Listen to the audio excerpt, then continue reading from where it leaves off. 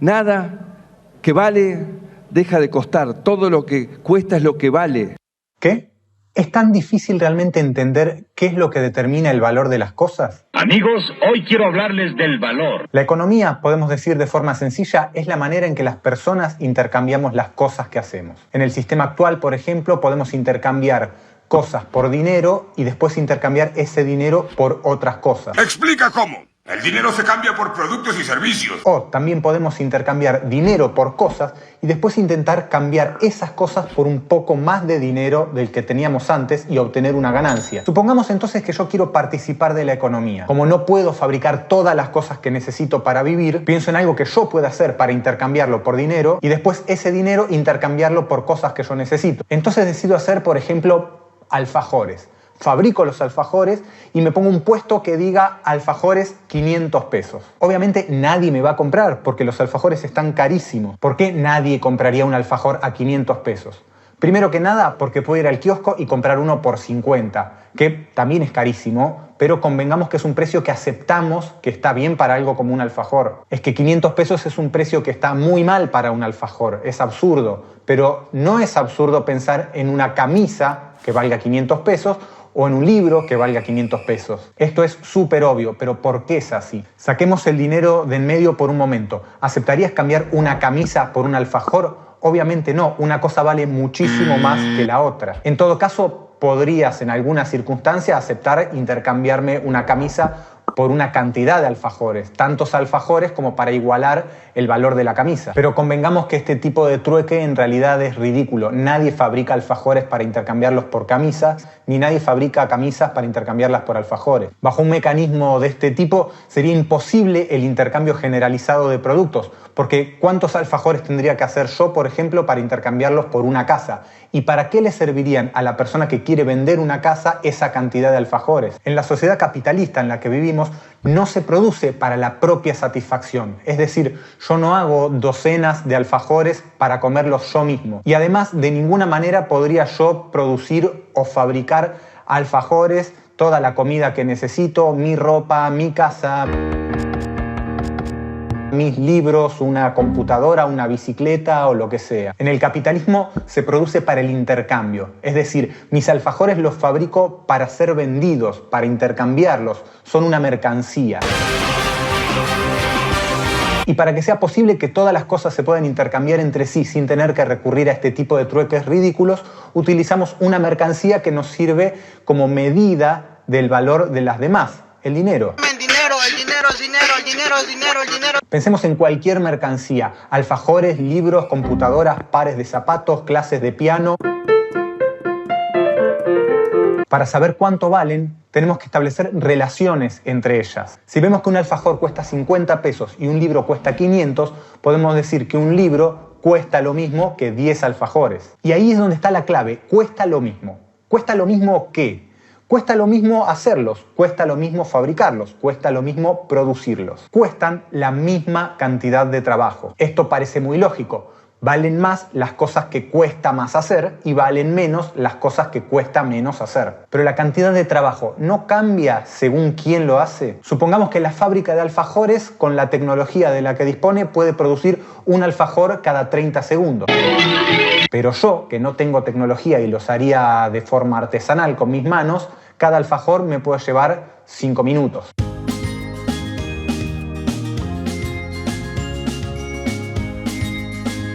Si la fábrica, que tarda 30 segundos en hacer cada alfajor, cobra 50 pesos cada uno, yo, que tardé 10 veces más, los voy a querer cobrar 500. El resultado va a ser el mismo, no voy a poder venderlos a ese precio. ¿Por qué alguien compraría un alfajor hecho por mí a 500 pesos si puede comprar el de la fábrica a 50? ¿Por qué sabemos que 50 en todo caso está bien y 500 está mal? No está bien, está mal. Porque lo que tomamos en cuenta no es el trabajo concreto y particular que llevó a fabricar un alfajor concreto y particular. Mis alfajores, por ejemplo. Porque lo que tomamos en cuenta es el promedio de trabajo que en una sociedad dada hay que invertir para producir algo según el nivel de productividad del que se dispone. A esto le llamamos tiempo de trabajo socialmente necesario.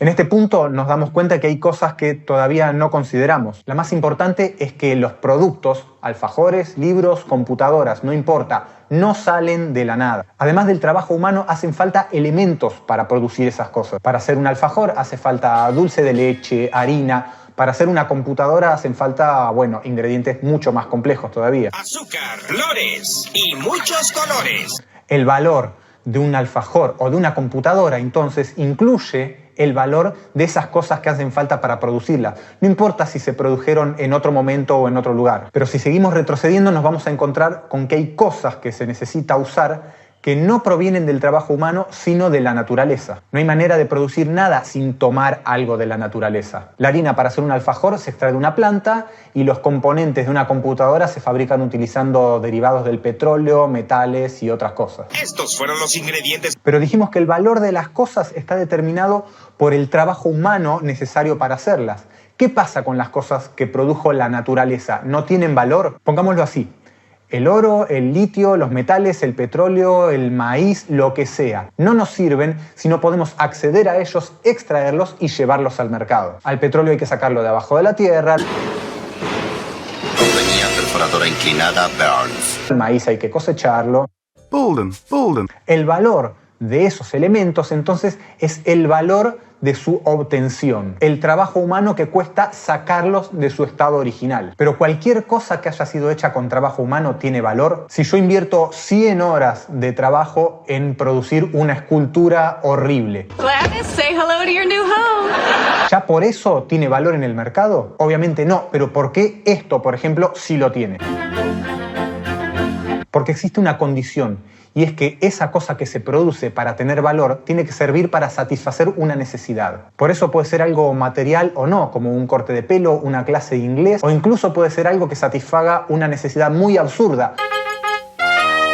It's Slinky, it's Slinky. Esta capacidad de satisfacer una necesidad es lo que se llama valor de uso. Es el valor que tiene un objeto para la persona que lo va a consumir. Pero para quien vende ese objeto, el valor no es valor de uso, es valor de cambio. Un valor abstracto y social. El valor de cambio es la proporción en la que se puede intercambiar una mercancía por otra. La cantidad de alfajores que podría cambiar por una camisa, la cantidad de cortes de pelo que podría cambiar por un libro, la cantidad de clases de piano que podría cambiar por una computadora. Esas equivalencias están dadas por la cantidad de trabajo abstracto necesario para producir cada una de esas mercancías. Y decimos trabajo abstracto porque para que cosas diferentes como un corte de pelo o un alfajor puedan ser intercambiables entre sí, tienen que perder sus particularidades, su valor de uso, tienen que convertirse en abstracciones.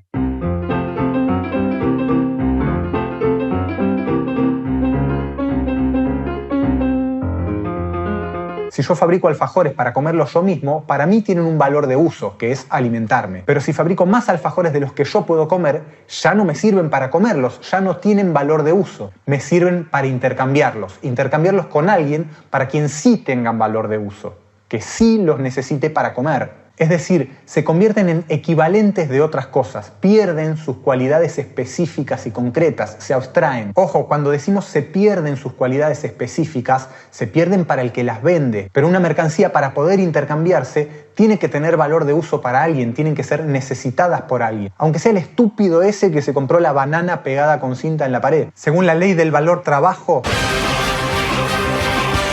el valor de las mercancías está determinado por el tiempo de trabajo socialmente necesario para producirlas. Y todas las mercancías se pueden intercambiar de manera proporcional según su valor. Puedo intercambiar una mercancía que vale 10 por otra que vale 10, por 2 que valen 5, por 4 que valen 2,5, por 10 que valen 1, por 20 que valen 0,5, por 40 que valen 0,25. Los intercambios son por valores equivalentes. Por supuesto que en esto hay variaciones. La realidad es mucho más compleja que un ejemplo ilustrativo entre alfajores y libros o cortes de pelo. Tal vez en algunas circunstancias yo podría lograr vender un alfajor muy por encima de su valor real. O tal vez por alguna cuestión yo quisiera vender alfajores mucho más baratos de lo que en realidad cuestan. Pero esto no lo podría sostener en el tiempo y no se podría establecer como regla general. Si yo quiero vender mis alfajores muy caros, en algún momento mi clientela se va a ir a comprarlos a quien los venda más barato. ¿Has ganado algún dinero? No, eso lo está haciendo de gratis. Entonces yo voy a tener que bajar el precio para recuperar mis clientes o ir a la quiebra. I declare bankruptcy. Bankruptcy! Si los vendo mucho más baratos, en algún momento no voy a poder cubrir los costos y para no ir a la quiebra voy a tener que subir el precio. Pero acá hay algo que seguramente ya te diste cuenta que no funciona. Si el valor de las mercancías está determinado por el tiempo de trabajo que cuesta hacerlas y las mercancías se intercambian por valores equivalentes o por un precio que no se puede alejar demasiado de ese valor, todas las personas que trabajan más o menos la misma cantidad de horas deberían tener la misma cantidad de valor. ¿Cómo puede ser entonces que vos, que te matás trabajando, llegues a fin de mes y apenas te alcanza para pagar el alquiler, la luz, el gas, la comida y capaz que ni siquiera te da para darte el gusto de comprarte un alfajor? Mientras hay algunos que se vuelven cada vez más ricos, acumulan cada vez más valor, incluso a veces sin hacer nada. Pongámoslo así, yo me fundí con mi emprendimiento de hacer alfajores en mi casa y terminé trabajando en una fábrica de alfajores 8 horas por día por 25.000 pesos al mes, mientras que el dueño de la fábrica gana 500.000 pesos mensuales. Si calculo la cantidad de horas de trabajo, ¿significa que el dueño de la fábrica trabaja 160 horas por día?